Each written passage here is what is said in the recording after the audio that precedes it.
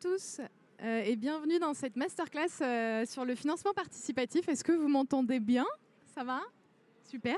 Merci d'être venus nombreux, c'est chouette.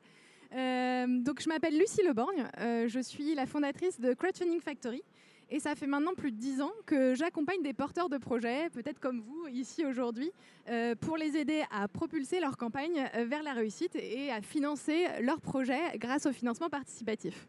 Et ça tombe bien, c'est ce dont on va parler aujourd'hui. Et je vais essayer de vous délivrer mes conseils et ce que je crois être les clés du succès pour réussir sa campagne de crowdfunding.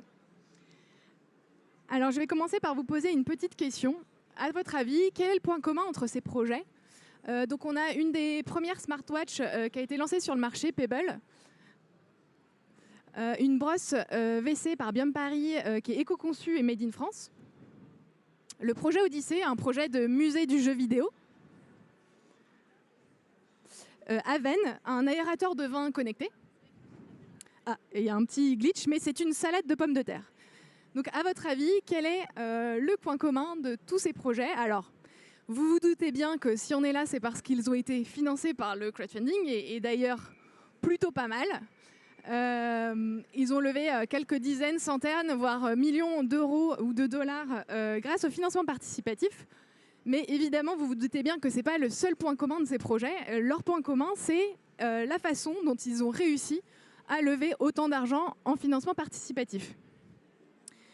Et alors, pour réussir en crowdfunding, quels sont les éléments qui font qu'ils ont réussi? Alors non, pour réussir en crowdfunding, il ne faut pas juste publier un bon pitch sur une plateforme. Malheureusement, les contributeurs, ils n'arrivent pas comme ça sur votre page de financement participatif et contribuent à des projets au hasard. Et non, 3 stickers et une carte postale, ça ne va pas être suffisant pour rétribuer finalement vos contributeurs. Parce que non, lever 100 000 euros en financement participatif, c'est pas si facile, sinon je ne serais pas là, vous ne seriez pas là, vous auriez déjà lancé une campagne et levé des milliers d'euros. Alors, qu'est-ce qui fait qu'une campagne réussit ou non? Eh bien, le point commun justement de toutes ces campagnes et de ceux qui réussissent en crowdfunding, c'est un élément, et un des éléments les plus importants pour réussir en crowdfunding, c'est votre capacité à identifier, réunir et impliquer une communauté autour de votre projet.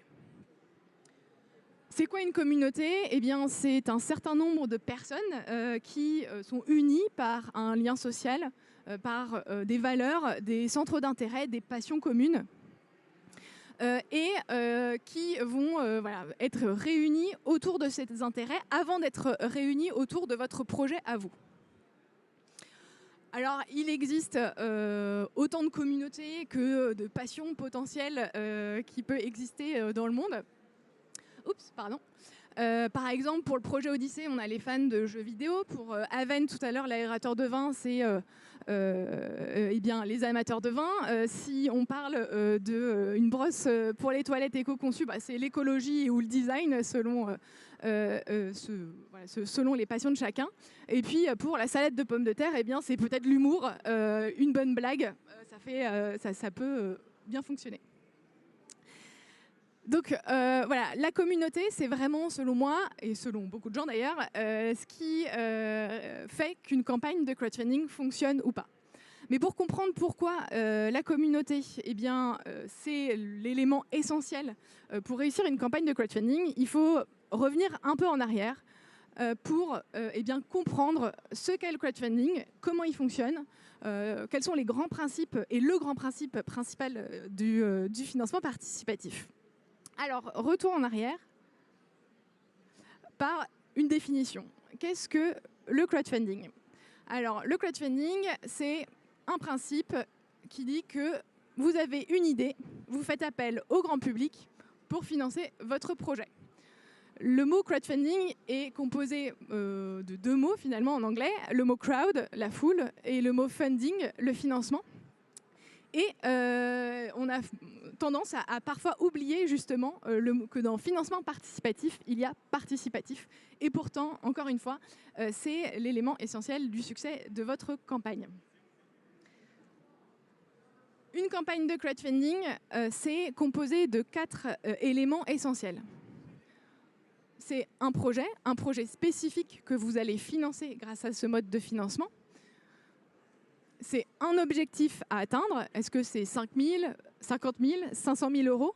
L'idée, c'est que cette somme d'argent vous permette de financer la réalisation de votre projet. C'est également une durée. Une campagne de crowdfunding, ça peut durer 30, 40, 60 jours, selon les types de crowdfunding que vous allez utiliser. Et vous allez devoir atteindre l'objectif que vous vous êtes fixé dans cette durée pour pouvoir concrétiser votre projet, valider votre projet, sans quoi eh bien, les contributeurs sont remboursés et vous ne touchez pas d'argent. Et le dernier élément d'une campagne de crowdfunding, c'est la contrepartie. La contrepartie, elle peut prendre plusieurs formes. Elle peut être symbolique, physique, expérientielle, mais aussi financière, selon, encore une fois, les types de crowdfunding que vous allez utiliser. Mais voilà ce qu'est une campagne de crowdfunding. Donc il existe 3 formes principales de financement participatif. La première forme, c'est le don, avec ou sans contrepartie, aussi appelé en prévente. Donc c'est un type de crowdfunding qui est très simple. En échange d'une somme d'argent, le contributeur va recevoir une contrepartie symbolique ou physique contre finalement sa donation.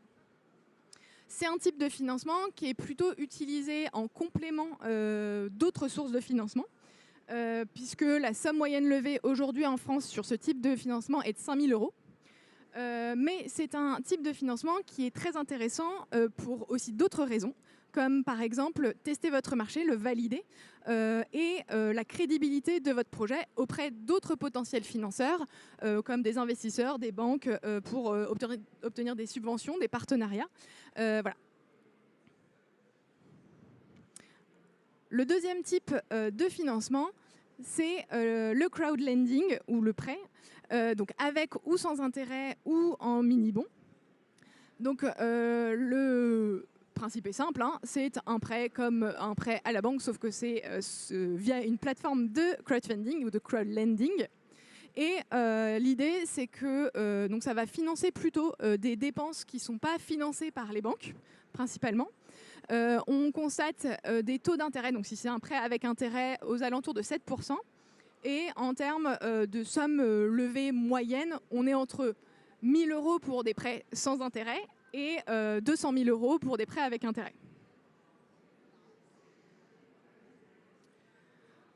Et enfin, le dernier type de financement, c'est l'equity crowdfunding, donc, qui peut être en obligation, en action ou en royalties. Donc selon les formes, du coup, en action, en échange de d'une participation, les contributeurs vont recevoir des parts sociales dans votre entreprise qui vont être rémunérées soit sous forme de dividendes, soit sous forme de plus-value à la cession des titres dans votre société. Si c'est en obligation, eh bien, ça va être évidemment des intérêts, rémunérés en intérêts, pardon. Et si c'est en royalties, ça va être des commissions sur votre chiffre d'affaires.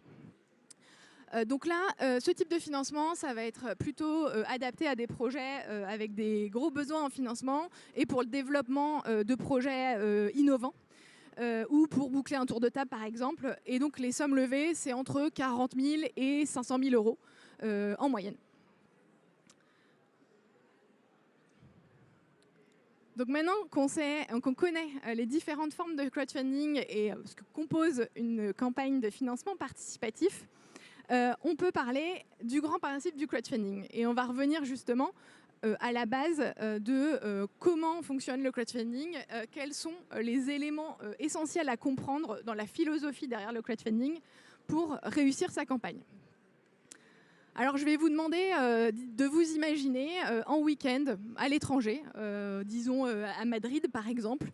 Vous déambulez dans les rues, il est 20h30, vous commencez à avoir faim et vous cherchez un restaurant.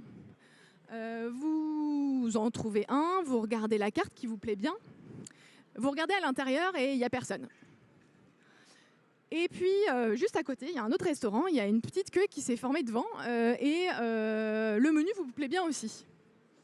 Lequel allez-vous choisir? Alors, je suis prête à parier que vous allez choisir celui où il y a du monde. Oups, pardon. Pourquoi? Parce que, évidemment, le monde attire le monde et le monde donne la crédibilité au restaurant de sa qualité et vous donne assez confiance pour vous-même aller manger dans ce restaurant parce qu'il y a du monde. Et voilà, ça montre que ce lieu est apprécié. Eh bien, en financement participatif, c'est exactement la même chose. Pour réussir une campagne de crowdfunding, il faut que vous remplissiez votre restaurant de personnes qui vous font confiance et donc qui vont crédibiliser votre projet aux yeux du grand public et de personnes qui pourraient passer sur votre page de crowdfunding et découvrir votre projet. Et cette image que je vous donne aujourd'hui, c'est la traduction d'un principe qui est un des principes clés à comprendre pour réussir sa campagne de crowdfunding, qui est le principe des 3 cercles. Le principe des 3 cercles est le suivant. Donc, le premier cercle est un petit cercle de personnes autour de vous et il représente vos amis, votre famille, votre réseau, votre communauté de personnes proches. Avec ces personnes, vous avez un lien direct, un lien de confiance directe. Ils n'ont pas besoin d'en savoir plus que ça sur votre projet ou sur vous parce qu'ils vous font confiance et participeront à votre projet aveuglément. Peut-être pas aveuglément, mais presque. Le deuxième cercle est un cercle un peu plus important de personnes et il représente les amis de vos amis, donc c'est-à-dire les amis de votre premier cercle. Eux, ils vont suivre la vie de leurs amis. Donc si votre premier cercle leur dit « voilà, regarde ce projet, il est super, je vais y participer », tu devrais faire pareil, probablement qu'ils se fieront à leur avis. Et enfin, le troisième cercle qui représente le grand public, c'est-à-dire des personnes avec qui vous n'avez aucun lien, que vous ne connaissez pas, qui ne vous connaissent pas et qui ne connaissent pas encore votre projet. Donc le principe des 3 cercles en financement participatif, c'est de dire qu'il faut convaincre de manière successive ces 3 cercles de relations pour réussir une campagne. Sans l'approbation et la validation du premier cercle, vous n'arriverez pas à convaincre le deuxième cercle. Et sans l'approbation du deuxième cercle, vous n'arriverez pas à convaincre le troisième cercle. L'idée, en fait, derrière ça, c'est de vous demander, est-ce que vous participeriez au projet d'un inconnu qui a levé 0 €, c'est-à-dire dont même les amis, la famille, les gens qui sont proches de lui n'ont pas soutenu ce projet? Eh bien, probablement pas, parce que ça en dit long, probablement, sur ce projet ou sur cette personne qui mène ce projet. Eh bien, voilà, c'est exactement pourquoi votre communauté de départ, les personnes qui vous font confiance, avec qui vous avez un lien unique de confiance, eh bien, est si importante. Sans leur soutien, convaincre le grand public de la crédibilité de votre projet est impossible. Même si vous avez une super idée, même si cette idée elle est fiable, si vous n'arrivez pas à être crédible auprès de vos amis, de votre famille, eh bien, ça ne sert à rien. Donc l'idée, c'est de dire que voilà, vos proches et les personnes que vous aurez réunies autour de votre projet, par exemple, si votre cousin Germain, vous lancez un projet dans le vin, votre cousin Germain ne boit pas de vin, il se fera quand même un plaisir de participer à votre projet, ou en tout cas de partager autour de lui, auprès d'amateurs de vin potentiellement qu'il connaît, votre projet. Et si vous avez commencé à créer une communauté autour de votre projet qui ne sont pas vos amis ou votre famille, si vous avez réussi, avant même de lancer votre projet, à les convaincre que votre projet est intéressant, que vous êtes fiable pour mener à bien ce projet, eh bien, vous aurez tout gagné puisque ils seront les meilleurs ambassadeurs de votre projet. Alors maintenant que vous savez pourquoi la communauté est si importante, parlons de les clés du succès d'un crowdfunding et comment on fait finalement pour réunir une communauté autour de son projet et les convaincre de vous suivre. Alors la première question que vous devez vous poser quand vous vous lancez en crowdfunding, c'est pourquoi quelqu'un que je ne connais pas participerait à mon projet?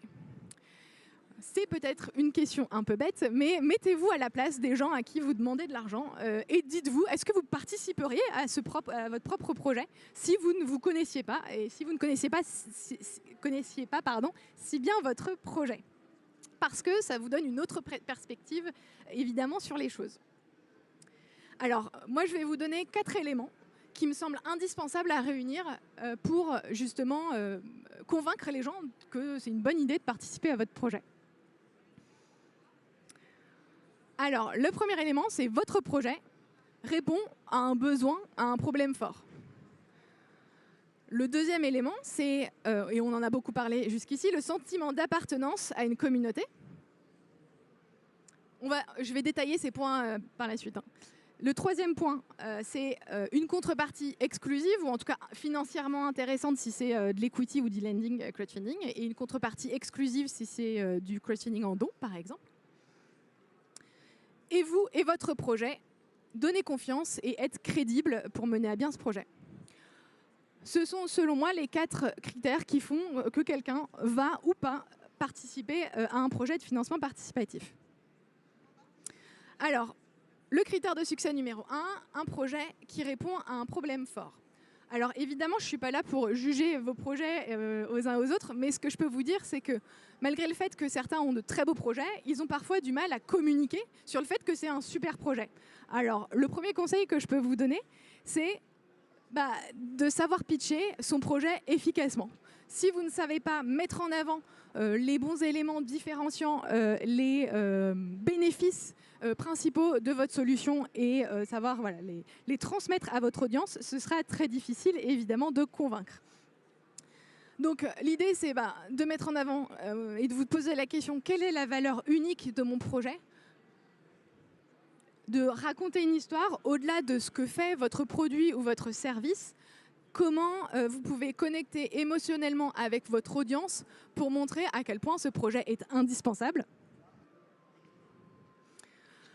Évidemment, quel problème vous résolvez avec ce projet et quelle solution vous apportez-vous à ce problème? Pourquoi votre solution à vous est idéale et du coup, pourquoi ce projet et pas un autre projet? Pourquoi il faut financer, que ce projet voit le jour et qu'est-ce qui le distingue sur le marché aujourd'hui?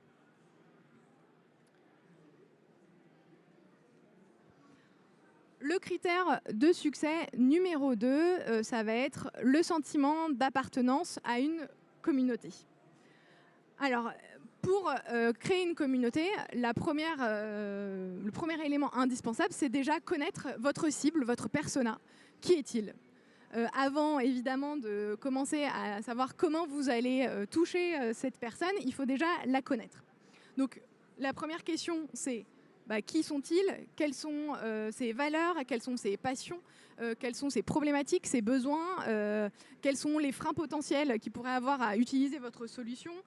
Comment vous pouvez les aider dans leur chemin pour trouver une solution à leurs problèmes. Et une fois que vous êtes posé ces questions, c'est aussi d'aller à la rencontre justement de votre cible, de votre persona, pour apprendre à les connaître, les comprendre. Par exemple, faire des tests un test de marché en ligne. Ça peut être d'aller justement à la rencontre en faisant des focus group, des interviews. Le but étant de connaître par cœur votre persona pour votre projet. Le deuxième point, évidemment, c'est une fois que vous connaissez qui est votre cible, c'est d'adapter votre communication à votre cible. C'est-à-dire le ton, le vocabulaire, les visuels, les canaux, évidemment. Vous vous doutez bien que, par exemple, Aven, avec son aérateur de vin connecté, n'a pas communiqué de la même manière que le projet Odyssée, le musée du jeu vidéo. Ils n'ont pas du tout les mêmes publics cibles, ils n'ont pas les mêmes références, ils n'ont pas du tout la même image.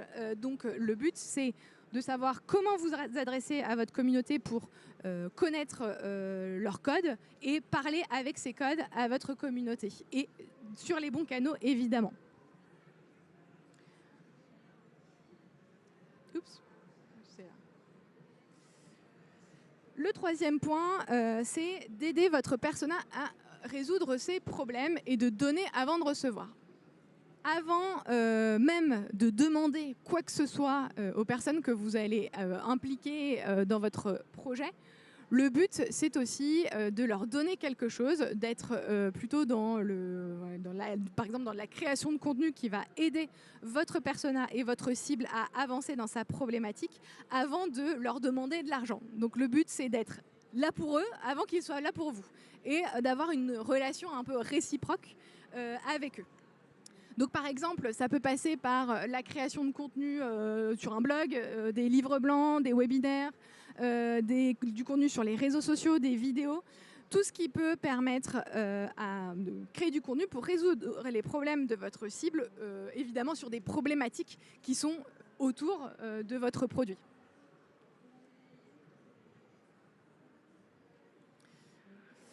Et enfin, le quatrième point, c'est d'impliquer votre communauté dans la co-création du projet.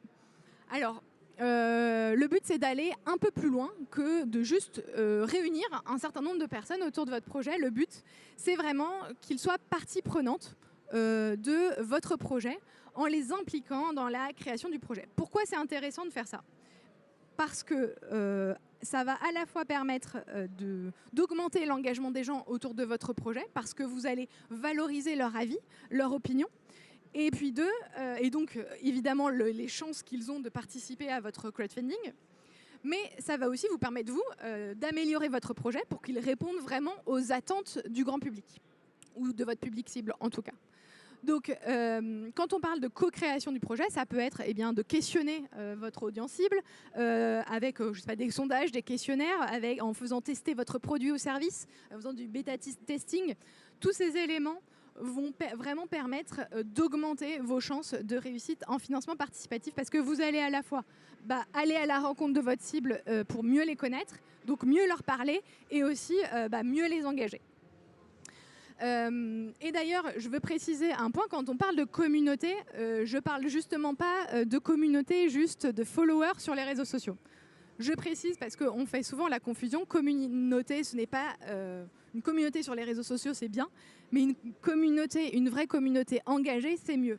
Ce qui veut dire que pour notre communauté et votre communauté de crowdfunding, moi, ce que je vous conseille d'avoir, c'est une communauté de personnes avec qui vous pouvez discuter directement. Donc ça peut être avoir leur adresse mail, avoir un groupe privé avec qui vous pouvez échanger individuellement avec les personnes, un Discord, je ne sais pas, peu importe. Mais en tout cas, l'idée, c'est d'avoir une proximité avec les personnes avec qui vous allez pouvoir discuter.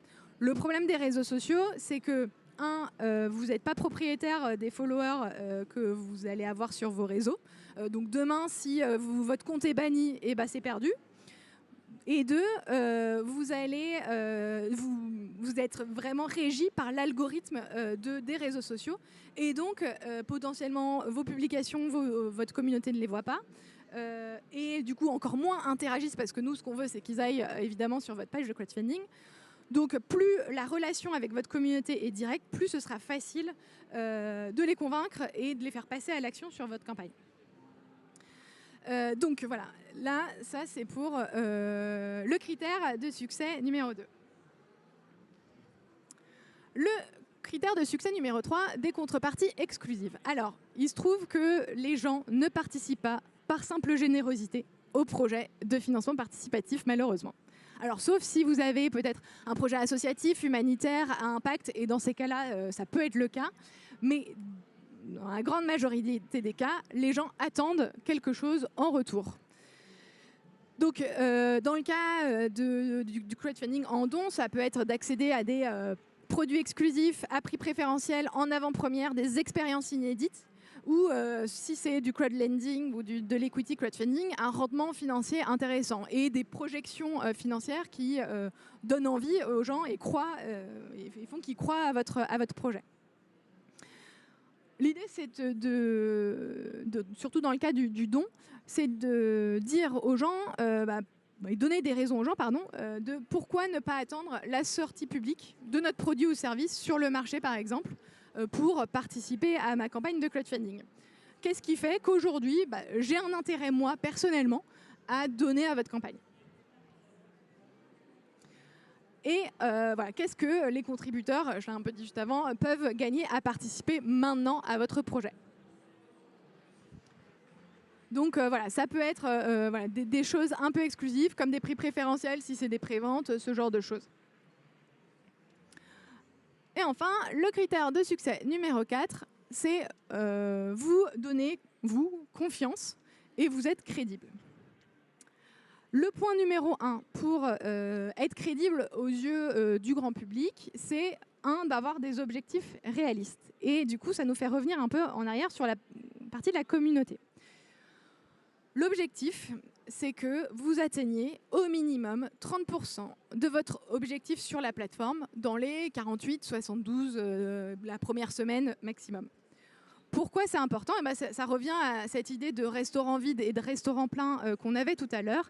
L'idée, c'est que si vous n'arrivez pas à convaincre votre communauté dès le départ et donc à créer cet input dès le début et d'avoir les 30%, eh bien, ce sera très difficile de convaincre et de passer à l'étape supérieure du deuxième et du troisième cercle. Donc, il faut que, avant même le lancement de votre campagne, vous ayez travaillé non seulement à réunir une communauté suffisante pour atteindre ces 30%, mais aussi à mobiliser ces gens pour que dès les premiers jours et les premières heures de votre campagne, ils soient prêts à participer. Et donc pour ça, vous pouvez vous dire, bah, moi aujourd'hui je considère que pour l'objectif que j'ai en tête, 30% c'est jouable et j'ai une communauté suffisante. Ou alors, si ce n'est pas le cas, eh ben, vous avez deux options. Soit vous baissez votre objectif parce qu'il n'est pas réaliste avec votre projet aujourd'hui et l'état des lieux que vous faites de votre projet. Soit vous prenez le temps et vous travaillez à avoir une communauté suffisante, plus importante, plus impliquée autour de votre projet, qui vous permette d'atteindre vos objectifs.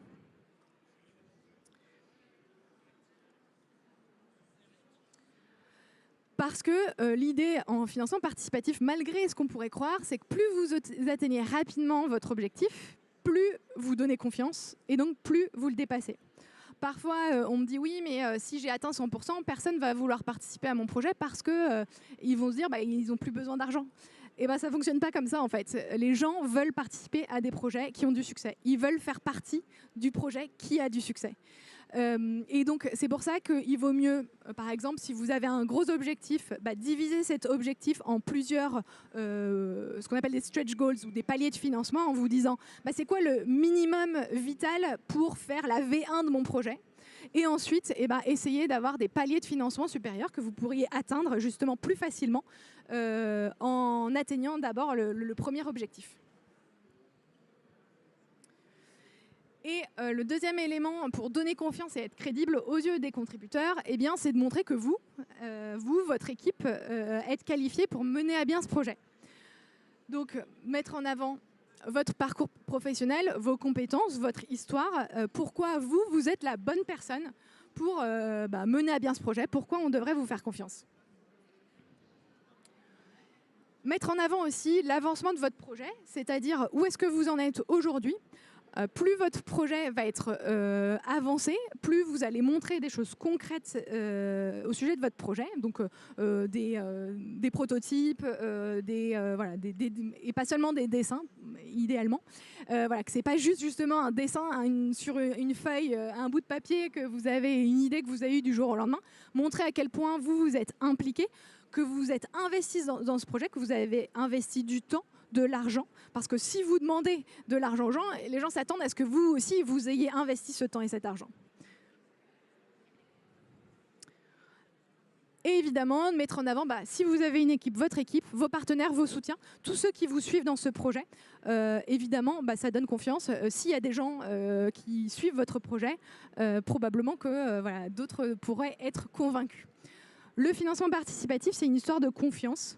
De lien de confiance. Donc, essayez d'établir ce lien de confiance avec tous les gens que vous croisez, avec qui vous dites et vous expliquez votre projet. C'est ce qui fera que vous réussirez en financement participatif. Et en tout cas, petit bug. C'est comme ça que Pebble, Biome Paris, ici Japon, Aven ou une salade de pommes de terre ont réussi en financement participatif. Et maintenant, je crois que c'est à vous de jouer et de vous lancer. Merci.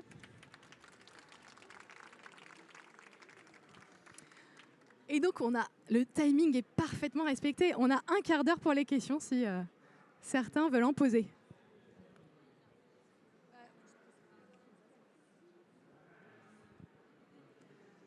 Ah.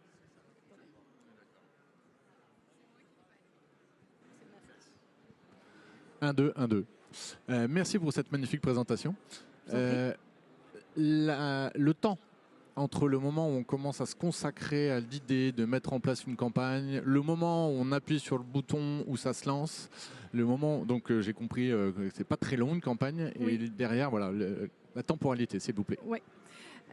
Alors, une campagne de crowdfunding, donc ça dure en général entre 30 et 60 jours, selon la typologie de crowdfunding que vous allez utiliser.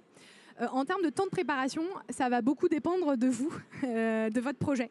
C'est-à-dire que si vous partez de zéro en termes de communication, que vous avez zéro communauté, évidemment que ça va prendre plus de temps que quelqu'un qui en a déjà une petite et qui démarre de quelque part. Et ce qui va déterminer aussi le temps de préparation, c'est la somme que vous voulez lever. Évidemment, si vous levez 5 000 € ou 500 000, ce n'est pas les mêmes enjeux et les mêmes temps de préparation. Et ça dépend aussi du type de financement. Ça dépend de beaucoup de choses, quoi. Vous avez compris. Mais pour vous donner quand même des ordres de grandeur, moi, j'accompagne des projets donc en amont du lancement de la campagne, entre 3, 6 mois, 1 an, avant le lancement de la campagne.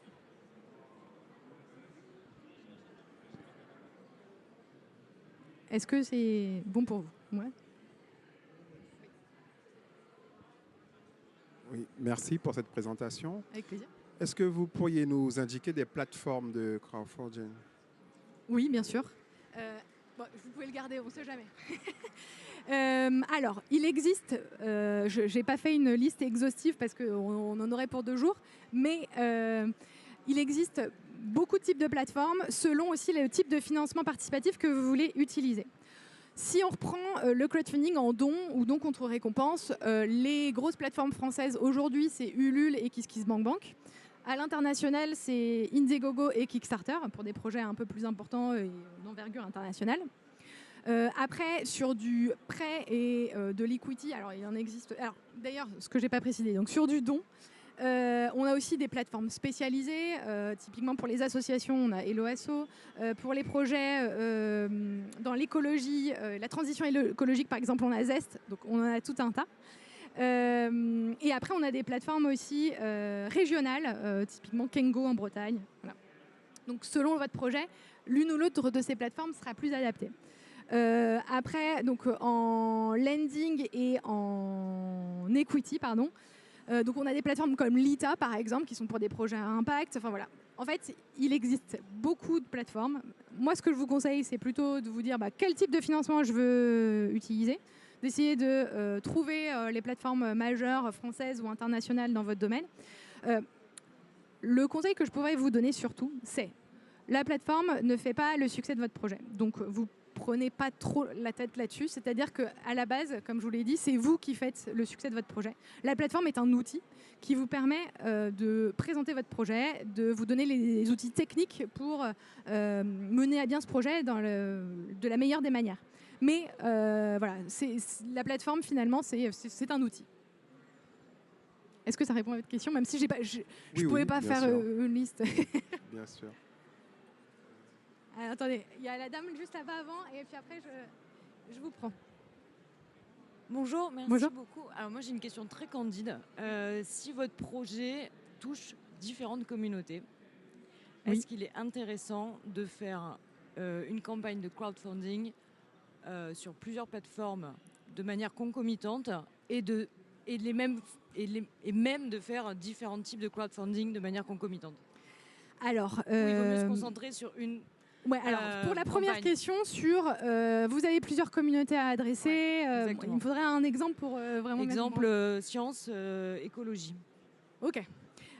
Alors c'est plusieurs communautés mais qui peuvent être réunies en une, c'est-à-dire les personnes qui sont à la fois intéressées par l'écologie et les technologies, sciences. Et les sciences, pardon. Donc il faudrait trouver peut-être cette niche qui justement pourrait vous permettre d'avoir une communauté très engagée. Ça, ce serait mon premier truc. Pourquoi ne pas faire deux campagnes de crowdfunding, par exemple, sur 2 plateformes différentes en même temps? parce que ce serait comme si vous organisiez 2 fêtes à 2 endroits différents. Ok. Et où est-ce que vous emmenez les gens? Du coup, l'ambiance, elle est bof dans les deux ambiances. Voilà. Donc, il vaut mieux réunir toutes les personnes dans le même espace. Voilà. Et ensuite, utiliser les différentes formes de crowdfunding, ça, c'est une très bonne idée. Mais de manière concomitante. Non. Alors, je ne vous conseille pas pour votre santé mentale. Et parce que c'est mieux quand même de le faire. En fait, tout dépend de votre besoin. C'est-à-dire, j'ai envie de dire, si vous avez besoin de pas mal de financement pour développer déjà un prototype, je vous conseillerais d'aller sur de l'equity, par exemple, dans un premier temps, de commencer par ça. De commencer par ça. Et après, du coup, de penser à du crowdfunding, par exemple, en don contre récompense, pour aller faire connaître votre projet auprès du grand public et le tester le marché. D'accord. Par exemple. Ok, merci beaucoup. Je crois qu'il y avait la dame juste là qui avait une question. Merci pour la présentation. Je voulais savoir si vous êtes quand même crowdfunding factory, vous êtes bien. Est-ce que vous financez, vous faites les 3 types de crowdfunding chez vous? Alors la question c'est, est-ce que moi j'accompagne des porteurs de projets dans tous les types de crowdfunding? Alors j'accompagne moi principalement les campagnes de crowdfunding en don contre récompense, donc sur Ulule, KissKissBankBank, Kickstarter, etc. J'accompagne beaucoup moins de projets en equity ou en lending. Pourquoi? Parce que finalement l'objectif et la communication autour du projet d'une campagne, une campagne de crowdfunding autour d'un projet d'equity par exemple ou de lending. Alors la communication et le marketing ça va être important, mais la plateforme en elle-même va beaucoup vous accompagner justement pour présenter au mieux votre projet, parce que ce qui va intéresser principalement les gens évidemment, alors c'est votre projet en lui-même, mais aussi les prévisions financières de ce projet.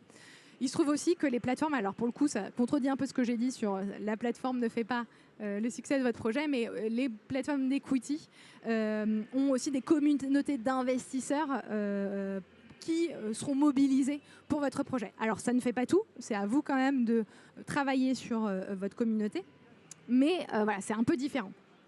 Et pour les dons, c'est toujours 5 000 € pour le type des... Ouais, le don contre récompense, la somme moyenne levée en France, c'est 5 000 €. Alors, c'est une moyenne. Il y a des projets qui lèvent 1 000 € comme des projets qui lèvent plusieurs millions d'euros. Tout dépend toujours des moyens qu'on met en face.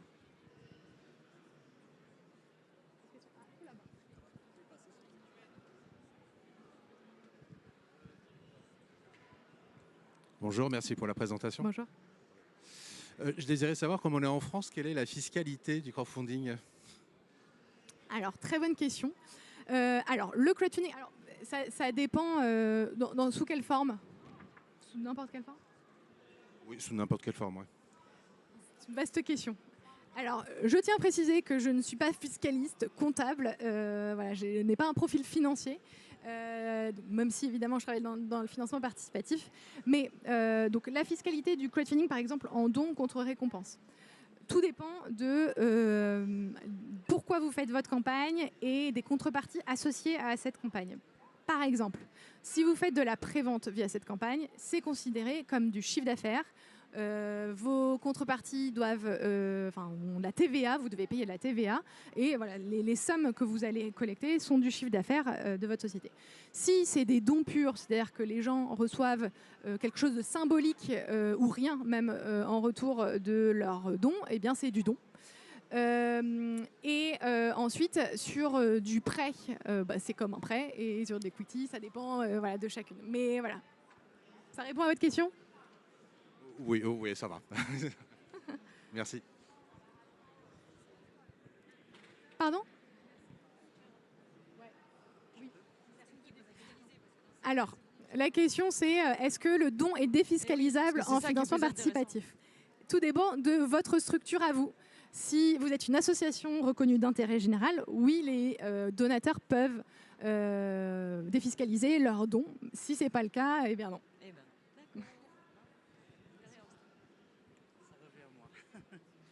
Oui, bonjour madame, merci de votre intervention, c'était intéressant. Merci. Moi j'ai une simple question. Pour les projets qui s'opèrent à l'international, à la transnationale, pardon, je précise, à savoir entre France-Allemagne ou entre les 2 rives, peu importe. Après, est-ce qu'on peut organiser 2 crowdfunding chacun Oui. Après, le crowdfunding, est-ce qu'il est complémentaire, est-ce qu'il est cumulable avec tout type de financement? Merci. Oui, alors, si vous souhaitez faire toucher plusieurs pays de manière successive, plusieurs marchés, vous pouvez tout à fait faire plusieurs campagnes de financement participatif sur des plateformes qui vont toucher chacun de ces pays. C'est même quelque chose que je vous conseille, de potentiellement même commencer, si vous voulez aller à l'international, commencer par une campagne française pour déjà asseoir votre notoriété en France et votre marché, pour ensuite aller plus loin à l'international. C'est une très bonne stratégie. Et votre deuxième question, que j'ai déjà oubliée. Est-ce cumulable avec Ah oui. tout type de financement? Oui, c'est cumulable avec n'importe quel type de financement. C'est même très conseillé. Souvent, le financement participatif est quand même un type de financement justement qui est complémentaire à d'autres types de financement. Donc oui. Merci beaucoup. Bonjour. Bonjour. Vous m'entendez? Oui. Quel est le coût d'une campagne pour tout ce qui est lancement, la communication Très bonne question. Là aussi, ça dépend. Ça dépend de, encore une fois, où vous en êtes aujourd'hui, si vous démarrez de zéro ou pas, vos ambitions avec cette campagne, la somme que vous souhaitez lever, le nombre de personnes que vous voulez toucher. Voilà. En général, on dit, pour vous donner un ordre d'idée, qu'il faut investir 10 à 20% de la somme que vous voulez lever en financement participatif, en communication ou de manière générale.